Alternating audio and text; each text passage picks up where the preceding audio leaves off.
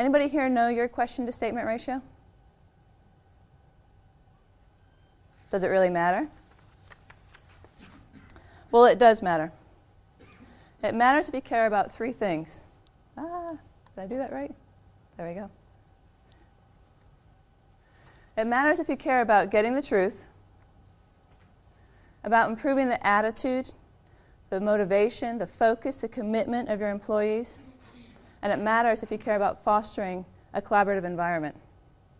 Jim Collins said that asking questions helps leaders get the brutal facts as well as insights and ideas.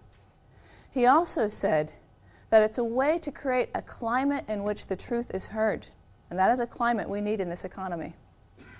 Questions are vitally important to improving people's attitude as well as to fostering a collaborative environment. In fact, the best tool for getting what you need out of your employees and the best tool for fostering a collaborative environment is to start asking questions. I learned this in Kenya. That's me about 20 years ago. And I learned this when I ran hotels and safari companies there from 91 to 2002. But let me start a little further back. I also learned this from my family.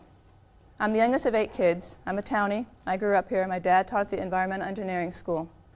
So as you can guess, academic thinking was highly prized in our family. We were constantly encouraged to debate and to show our mental agility. I still remember 6th grade. I went to my dad. I had my essay. I was sure it was going to win the prize for the civics class. I gave it to my dad. My hands were trembling. I wanted him to look at it. After all, he was a Cornell professor, right? He looked at it. He looked at me. He said, "Anne Maureen, why did you write it like this? And why didn't you think of taking this angle? And why did you do it this way instead of that way?" When my father asked me questions like that, I felt like I had been kicked in the stomach. I was in 6th grade, right? I burst into tears. I ran out of the room. And my father, my poor father, he stood there. He had no idea what he had done. He wanted to help me. He wanted to mentor me. He wanted to coach me. And he had no idea how he provoked such a response. And what neither of us knew then, and what I teach managers now, is that the why question is a question that demands justification. It expects a logical answer and consequence. And it's a question that consequently puts people on the defensive. And it shuts people down, and it shuts conversations down.